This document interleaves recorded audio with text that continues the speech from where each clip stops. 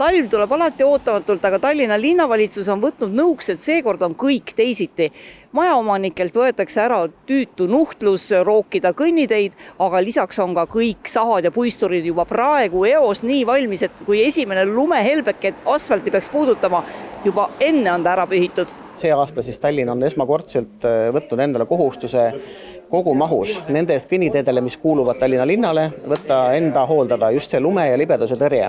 Ja see on siis päris suur muudatus, mis puudutab siis kogu kõnniteeala, et juurde tuleb umbes 440 000 ruutmeetrit koristatavat pinda. Kui kiiresti me võiksime loota, et siis lumest kõnniteed puhastatakse? Hea tava on see, et 8 tunni jooksul võiks olla kõik kohad üle käidud, et see kõnnitavus oleks taastatud peale lumesadu. Aga on kohti, kus jõutakse kiiremini, on kohti, kus jõutakse võib-olla tõesti 8. tunnil. Ja sõltub ka teede olulisusest, et kesklinnas on meil suurema liikuvusega tänavaid või ka teistes linnaosades, siis seal on siis see algusaeg või tsükkel on ka kiirem.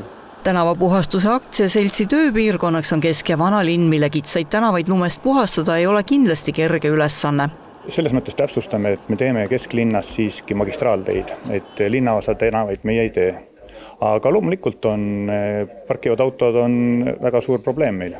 Ja talve alguses tahtsin öelda ka see, kui ei vahetata rehve õigeaegselt ära, siis voor laseb läbi ainult paar autot ja me oleme sama tee peal oma sahaga.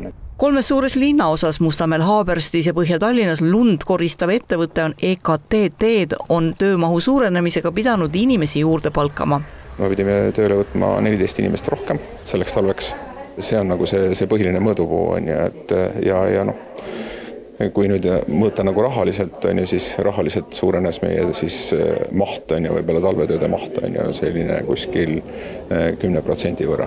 Mismoodi saab ja jääb sissesõiduteedega, et kui palju sissesõiduteed teid puudutavad? Ega me otseselt sissesõiduteid nagu lahti ei lükka, aga me püüame neid sissesõiduteid mitte kinni lükata, et see on nagu see põhiline asi on ju, et võib-olla esimeses lähenduses, kui see auto on sealt nagu läbi läinud, et seal on see lumevall ees on ja ka järelkoristusega, sest mingi aja jooksul selle valli saab sealt eest ära.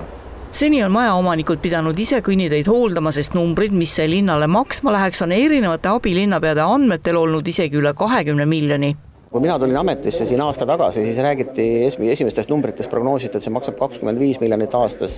Siis jõudis ta numbrini, et see võiks olla 15 miljonit aastas. Mina ise prognoosisin, et see võiks maksta 7 miljonit aastas. Ja täna nüüd, kui me oleme saanud siis lepingud kätte, kõik need mahud kätte, siis suurusjärk on umbes 4,5 miljonit aastas on see kogu kulu. Lisaks sellele võib sõltuda sellest, et kui palju tuleb lund välja vedada. Ja see sõltub väga palju siis lumekogustest, mis siis nagu alla sajab.